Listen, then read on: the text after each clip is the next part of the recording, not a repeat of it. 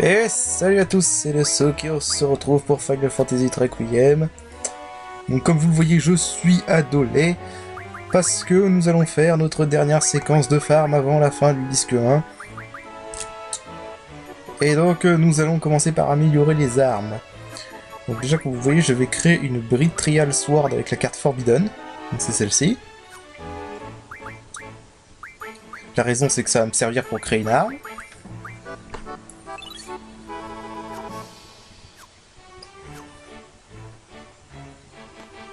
La Junk Chop. Flame Saber, donc il faut les Bride Trial Sword, donc je vous ai montré ça avec la carte Forbidden. Les Turtle Shells avec les tortues qui sont sur la plage, donc rencontre ça assez rare, je les ai obtenus en les tuant. Et Screw, c'est très simple, il suffit de voler les scorpions, qui sont les espèces de scorpions qui sont dehors. Et alors avec le Flame Saber, je vais pouvoir débloquer le troisième coup de grâce de Squall. Donc déflagration en français, Blasting Zone en anglais. Donc voilà. Alors je pourrais obtenir les versions supérieures de Gunblade. Malheureusement ça prendra beaucoup de temps. Enfin, surtout que je ne sais pas... Alien Heart c'est mort pour l'avoir, Alien Heart à ce stade du jeu. Il aurait fallu que je m'y prenne plus tôt pour Alien Heart.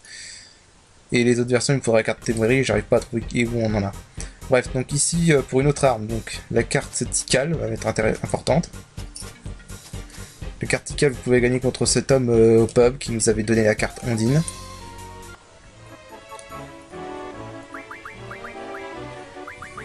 Alors je l'avais déjà montré mais je remonte, donc la carte Tikal, Bleeds, donc ça permet d'obtenir des Dynamo Stones. Donc là ce qu'on va faire... Ouais, donc là comme je joue avec la règle aléatoire et qu'il me faut 4, voilà, il m'en faut 4 des Tikal. Puisqu'il me faut 4 Dynamo Stones. Ensuite ce que je veux c'est récupérer des Steel Pipes. Donc pour cela il faut les piller à Wendigo, ce monstre là. Alors mon conseil c'est de l'aveugler, puisqu'il fait que des attaques physiques. Il n'a qu'une seule attaque qui ignore complètement la défense. Enfin, il en a deux, mais il n'a pas la deuxième encore, heureusement. Voilà, donc vous lui volez un Steel Pipe. Sachant que si vous avez de la chance, vous pouvez lui en voler deux.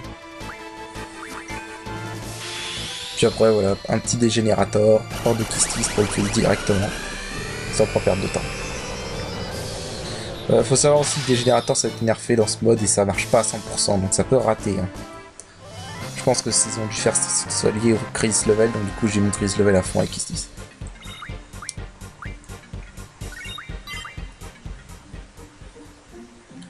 Le troisième item donc pour l'avant-dernière arme d'Irwin, donc c'est à voler sur ses scorpions, donc c'est les screws, ou les enclumes, en PF. Alors je sais pas pourquoi, normalement cet objet est très facile à récupérer, mais Irwin semblait récalcitrant à me les piller cette fois. Du coup voilà, j'ai tué ce scorpion sans vouloir, je vais devoir en retrouver un. Ou sinon vous pouvez tout simplement obtenir sa carte, hein, et quasiment tous les joueurs ont sa carte. Vous la transformez en enclume, mais bon, c'est plus rapide je trouve de le voler directement parce qu'on peut lui en voler 8 à la fois. Ouais, j'utilise le turbo de l'émulateur parce que sinon on va y passer la journée. Ouais, donc là ce que je fais c'est que comme il a pas beaucoup de PV, je le soigne, comme ça évite qu'il meure. Bad Breath ça peut infliger lenteur, mais bon je m'en fous, j'ai auto booster donc je suis immunisé. Vous allez voir que c'était pas le jour d'Irvine pour faire ce qui est du pillage. Hein. Voilà, donc Miscro, allez hop, moi je me casse parce que j'ai aucun intérêt à tuer ce monstre, il rapporte rien d'intéressant. Donc voilà, donc avec ça je vais créer le Bismarck. Le Bismarck c'est l'avant-dernière arme d'Irvine. Faut savoir qu'Irvine c'est le... voilà, donc il faut besoin de Steel Pipe, Dynamo Stone et Screw, donc il faut 2 Steel Pipe, 4 Dynamo Stone, 8 Screw. Voilà, oui, donc je disais, donc faut savoir que Irvine c'est le seul personnage dont on peut pas avoir l'arme ultime au CDA. La raison à ça c'est qu'un des objets de son arme ultime c'est le roc lunaire, et le roc lunaire c'est impossible de l'avoir avant le disque 3. Tous les autres personnages on peut obtenir leurs armes ultimes au disque 1, et même si ça demande beaucoup de temps pour certaines. Mais sinon c'est largement faisable. Alors ensuite, on va continuer le farmage de magie. Maintenant. Je ne vous conseille pas d'aller dans cette zone. Du moins pas si vous vous êtes préparé, et si pas si c'est la première fois que vous voyez ce jeu. surtout si vous jouez à ce hard mode. Donc dans ce canyon, il y a des monts. Ah, la rencontre est fixe. Donc là je fais une sauvegarde rapide parce qu'on sait jamais ce qui peut arriver avec eux. Si les ennemis sont plus du niveau 30, je conseille pas d'y aller. Pour un simple raison, donc sinon vous devrez avoir affaire à un monstre qui peut lancer Quake, qui peut lancer Météore aussi. Donc voilà. Donc là je vais mettre la compétence piller.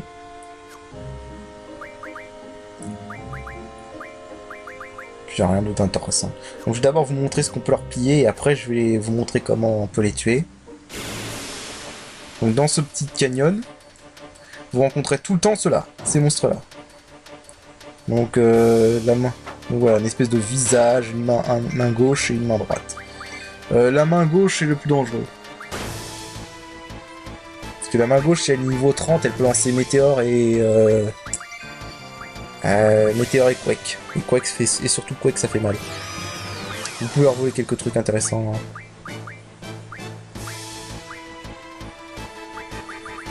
Donc je mets surtout des shells, mais en fait j'aurais plutôt dû mettre des protects. En fait, je me suis rendu compte après que les dégâts, c'est surtout des attaques physiques. Oui, aussi le visage, s'il y a plus de niveau 30, il me semble qu'il peut lancer la tornade. Je suis pas sûr par contre pour ce coup-là.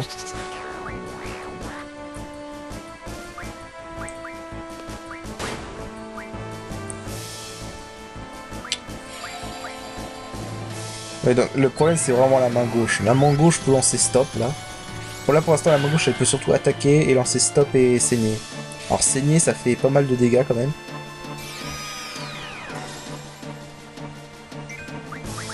Donc voilà. Donc ce que je veux faire c'est les piller. Enfin surtout piller la main gauche et le visage. La main droite elle a rien d'intéressant. Et vous allez voir que c'était pas le jour d'Irvine. Donc en fait là vous allez me voir faire quelques tests mais ça va rater. Et au bout d'un moment j'en ai eu marre et j'ai fait un cut pour hot et je vais vous montrer directement dans l'inventaire ce que j'ai récupéré. Comme je le disais, c'était vraiment pas le jour d'Irvine pour le pillage. Je sais vraiment pas pourquoi, d'habitude ça marche plutôt bien. Mais bon. Ouais, j'utilise le turbo pour aller plus vite parce que sinon...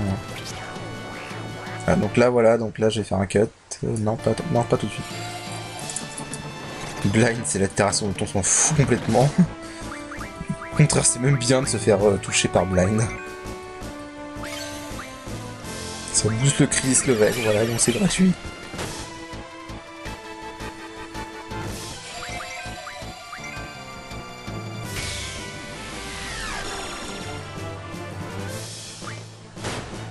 Donc voilà, vraiment pas le jour d'Irvine pour le vol. Faut savoir, c'est les ennemis les plus dangereux que vous pouvez rencontrer à ce stade du jeu. Les ennemis normaux, hein, je parle évidemment. Sinon les boss, oui, il y a plus dangereux au niveau des boss. Donc voilà, donc là j'ai fait un cut parce que ça a pris 3 plombes, donc j'en ai eu marre.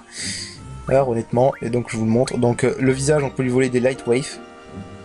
J'ai réussi à lui en voler 2 en un combat. Et la main gauche, on peut lui voler des life rings.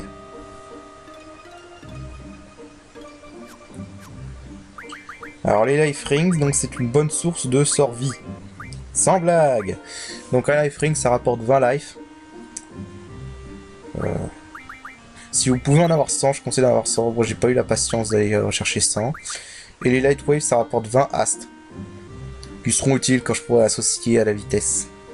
Parce que je peux pas encore, malheureusement.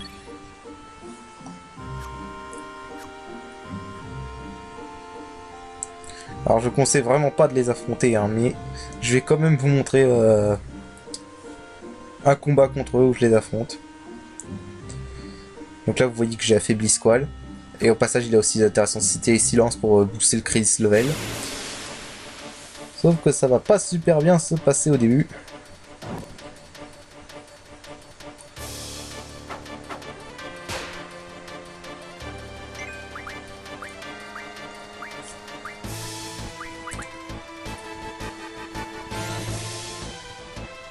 J'aurais pu aussi mettre Irvine en crisis level, mais non.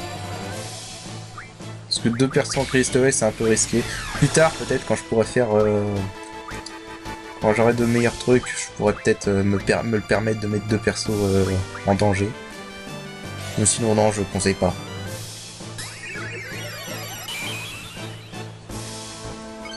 Ouais, moi je vous conseille, si vous les affrontez, de vous concentrer d'abord sur la main gauche.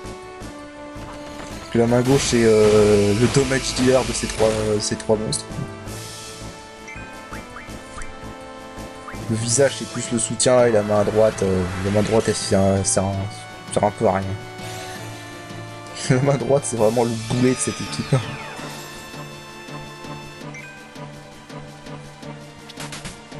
Par foutre des claques. Là va pas de bol, il a tué Squall. Enfin, il m'a tué. Alors là c'est bien parce que là ça remplace, c'est fait comme les queues de phénix, donc ça ressuscite avec peu de points de vie, donc tout de suite il est capable d'utiliser son limit break.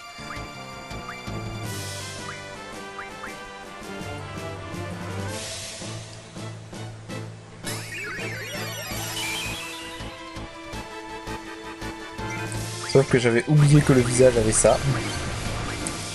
Alors ça c'est une attaque magique qui peut toucher tous les personnages. Et c'est chiant.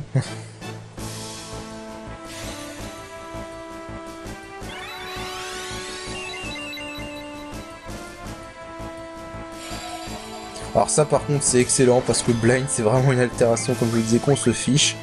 Au contraire même la plupart du temps c'est moi qui vais me l'infliger moi-même parce que c'est une altération qui n'a aucune incidence, surtout sur Squall parce que Squall il rate jamais sa cible.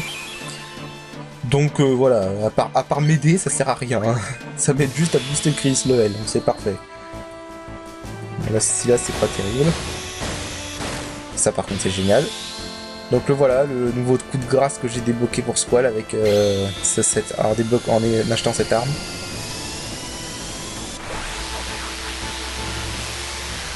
Oui, c'est un RPG japonais, il faut toujours qu'il y ait un truc qui est complètement abusé. Hein.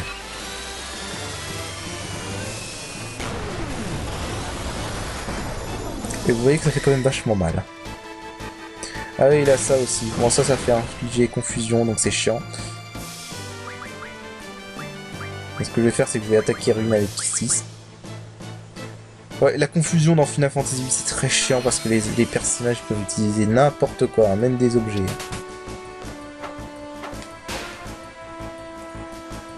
Même des objets ou des sorts, ils peuvent utiliser n'importe quoi. Vous pouvez vous retrouver avec un personnage qui se met à lancer mort sur vos persos. C'est pas terrible.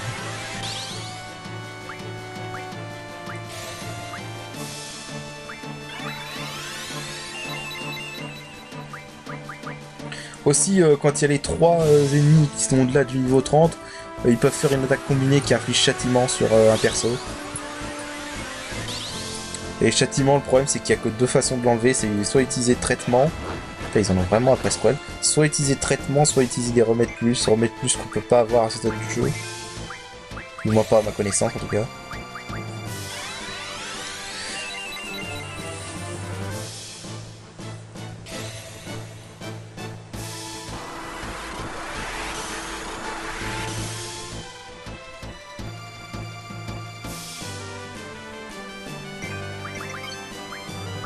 Ouais, donc après moi je vous conseille de se débarrasser du visage.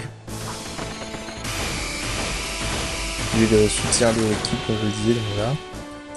Ah, c'est bon, il est mort. Arrête d'attaquer Squall, putain de main de merde. Ah ouais, non, ils en avaient vraiment après Squall.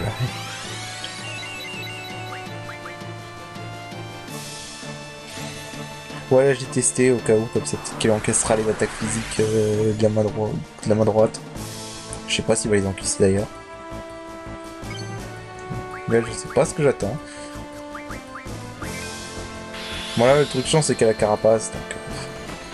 voilà, ça réduit bien les dégâts que je lui fais. Du coup, on en a encore un petit moment avec cette main.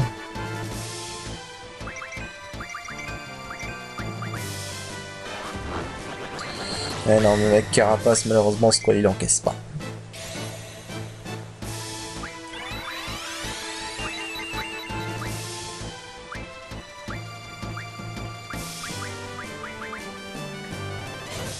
Ouais, c'est juste pour booster le Chris level.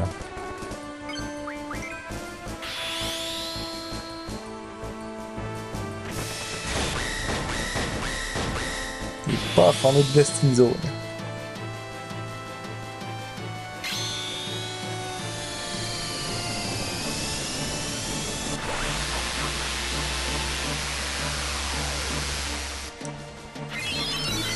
Je crois que j'avais lu aussi que pour ce hard mode, ils ont nerfé l'attaque Gun Arc, par contre ils ont augmenté les dégâts de déflagration et d'atomiseur.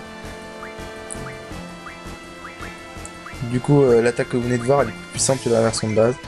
Ouais, parce que là ça m'étonnait comme vu qu'elle est survécue, donc je regardais ses HP. Donc voilà, 6000 HP, 800. Sont faibles face à Sacré, mais pour avoir des sidérales à ce stade du jeu c'est compliqué.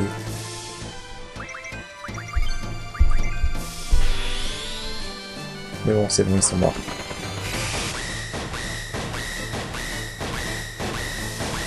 C'est pas non plus super dur de les battre, hein, mais bon, il faut pas les sous-estimer, quoi. Ça peut tourner au désavantage. Par contre, si la main gauche est niveau 30, moi je conseille de fuir, honnêtement. Parce que sinon, vous devrez avoir affaire avec des quakes et des météores. À ce stade du jeu, c'est pas terrible. Hein.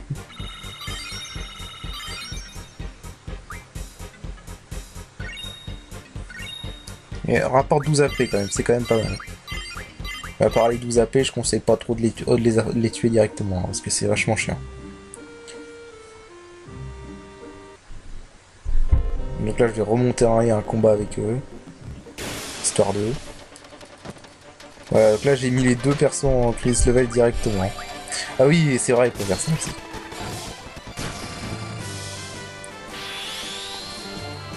Alors, si je me souviens bien, ce combat là il va beaucoup mieux se passer que le précédent. Ouais, je mets le turbo parce que il y a un moment, voilà. Ouais, voilà, la main gauche est déjà morte. Alors ça c'est ce que j'appelle vraiment pas avoir de chance. Donc du coup là j'ai rechargé parce que...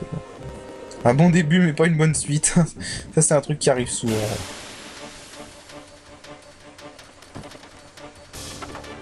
Oh là là, la TB pourrie quoi. Vraiment la TB de merde là. C'est même pas la peine avec une TB comme ça. Oh, je voulais essayer de montrer le limit break d'Irvine. Je crois que je suis jamais arrivé. Parce que ouais, il a encore tué Irvine. Par contre j'ai eu la meilleure séquence de rendu totem possible.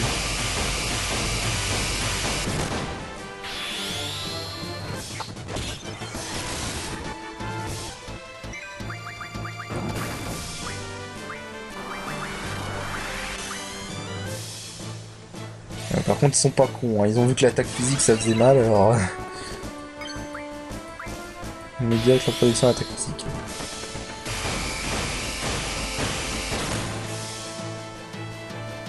Alors voilà, donc je vais quand même pouvoir montrer un peu la limite break d'Irvine. Donc là j'ai pris ça parce que c'est une attaque générale, mais pour l'instant c'est pas encore assez puissant pour être vraiment utile. Donc voilà, en gros, le limit d'Irvine, quand vous l'activez, vous avez un temps limité. Pendant ce temps, vous devez bourrer la touche R1 pour tirer le plus de munitions possible. Alors, en fait, je crois que j'ai pas montré le combat. Enfin bref, voilà, c'était pour vous montrer. Alors maintenant, ça c'est un truc que j'ai découvert récemment. On peut rencontrer ce monstre à ce stade du jeu. Alors par contre, au CD1, c'est une rencontre très rare. Il est beaucoup plus facile de le rencontrer dans le CD2 ou dans le CD3. Je vous montrerai après où il se trouve. Déjà, vous pouvez voir, il est niveau 30, donc je peux lui voler des tornades. Donc déjà, ça c'est une bonne chose. Mais par contre, il met... le problème, c'est que la tornade, c'est une magie qui est très... comment dire... qui est très dure à voler.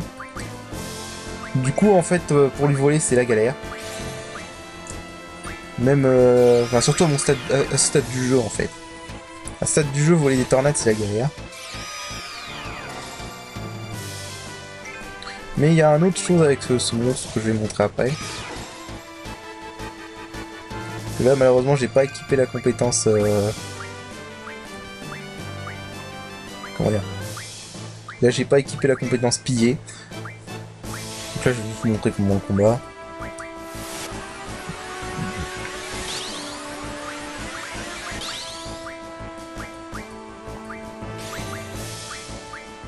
Je sais qu'il peut faire mal, c'est pour ça que je me mets les compétences protect.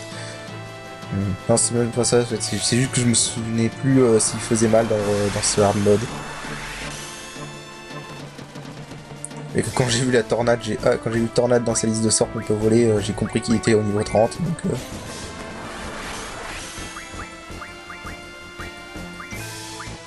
Mais voilà, vous avez vu, ça rate avec Irvine déjà. Et avec Kisty, j'en vole 8, mais c'est assez rare que j'en vole 8, vous allez voir.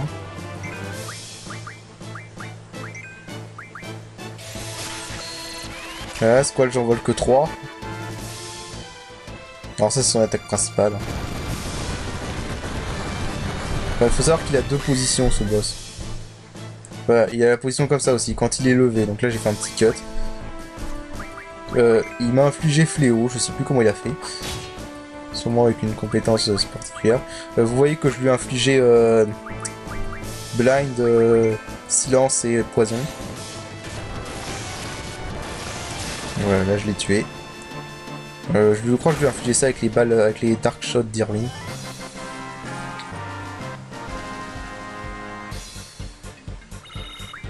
Et voilà, donc il peut rapporter des windmills. Il m'en a rapporté 2. Je rappelle, un windmill, ça vaut 20 tornades avec Créa Magie Céleste.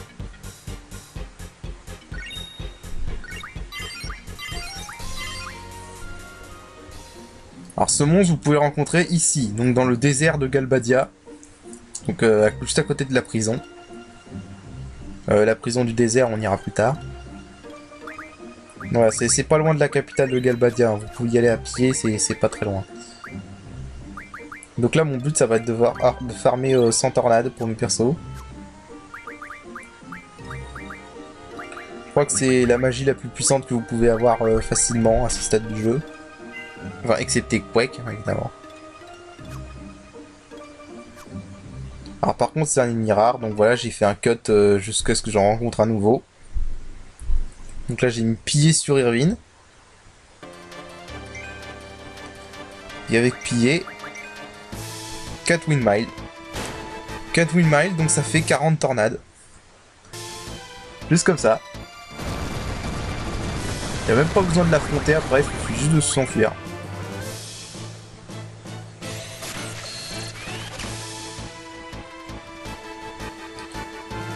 Ce que je vais faire d'ailleurs. Voilà.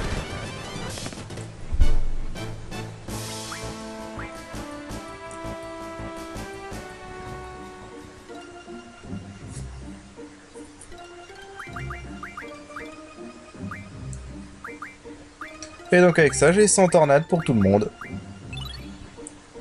Voilà. Et vous voyez que la tornade, en association, la tornade est meilleure que Quake. Là, je gagne 4 points en plus, et c'est même meilleur que les Kuraga pour les HP.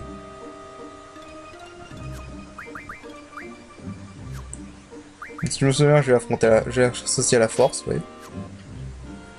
Pareil pour Squall, je vais associer tornade à la force. Ou à la magie. Alors, je pense que je vais laisser Quake pour... Ouais, c'est ça, je vais laisser Quake pour la force et tornade pour la magie. D'ailleurs, vous avez remarqué que j'ai oublié de mettre les Quake à la magie. Voilà. Pour Kistis, moi je vais lui mettre la tornade à la magie. Et des lives que j'ai récupéré, j'en ai récupéré 72 pour Kistis. Je me suis pas amusé à en farmer 100. Donc là par contre j'ai rien de mieux que les Kuraga. Attends. Non c'est bon. Je vais laisser ça comme ça. Et donc on va s'arrêter là pour cet épisode. Alors ça va pas être un épisode intéressant, donc beaucoup de farm. Surtout. Donc la prochaine fois on terminera le CD1 et ce sera un long épisode, je vous préviens tout de suite. Donc voilà, j'ai rien. Il n'y a rien d'autre à dire. Donc voilà, moi je vous dis salut, à la prochaine.